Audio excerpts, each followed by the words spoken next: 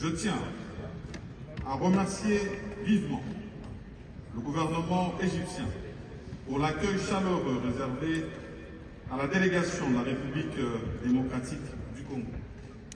Je remercie également l'Organisation des Nations Unies pour l'organisation des présentes assises. Mesdames et messieurs, la lutte contre le réchauffement climatique constitue l'une des préoccupations majeures, la plus urgente de notre communauté de destin. Il y a une année, à Glasgow, nous avions défini une feuille de route d'opérationnalisation de l'accord de Paris dans la perspective de la décarbonation de l'économie mondiale à l'horizon 2050. Force est de constater qu'à ce jour, nous ne sommes pas sur la bonne trajectoire. À ce propos, dans son dernier rapport publié en 2022, le GIEC conclut que l'étendue et l'ampleur des impacts du réchauffement climatique sont encore plus rapides et plus importants qu'on ne le croyait. Et la petite fenêtre pour s'y adapter se referme rapidement. Le point de non-retour est déjà presque atteint.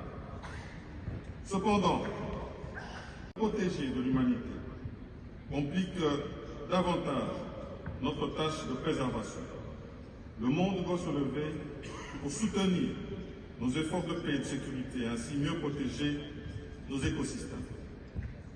Mesdames et messieurs, en ce qui concerne le processus de vente aux enchères des blocs pétroliers et gaziers, mon pays tient à rassurer ses partenaires qu'elle mettra tout en œuvre pour préserver sa biodiversité et respecter les normes environnementales et sociales. La vision prospective sur l'affectation des revenus issus de cette exploitation nous permettra entre autres d'améliorer les conditions de vie de nos populations. Excellences, Mesdames et Messieurs les chefs d'État et de gouvernement, Mesdames et Messieurs en vos titres et qualités respectifs,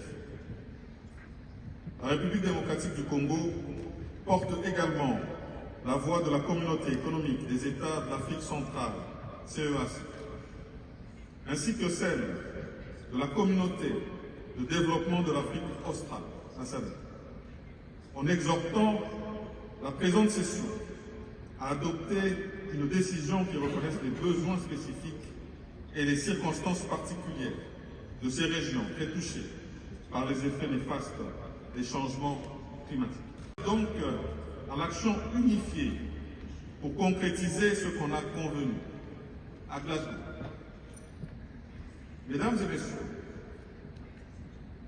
il a été scientifiquement prouvé que les forêts du bassin du Congo, au regard de leur capacité d'absorption de carbone, constituent désormais le premier poumon de l'humanité, dont il va falloir dès à présent renforcer la préservation, la protection et la restauration. En outre, ces scientifiques ont émis le vœu de voir instituer dans le bassin du Congo, à Yangambi précisément, un observatoire scientifique sur le climat.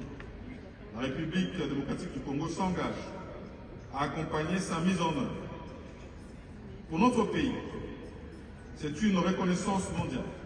En effet, les forêts du bassin du Congo couvrent une superficie de 268 millions d'hectares, dont 155 millions en République démocratique du Congo, soit environ 62% de cette superficie, pour un stock de carbone sur pied estimé à 24 gigatonnes au minimum.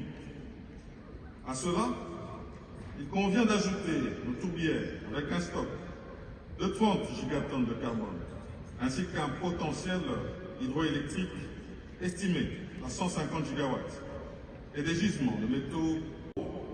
Je reste convaincu qu'avec la mobilisation de toutes les parties prenantes et de tous les acteurs de développement, tant publics que privés, les présentes assises nous permettront d'agir au profit de la planète pour les générations présentes et futures.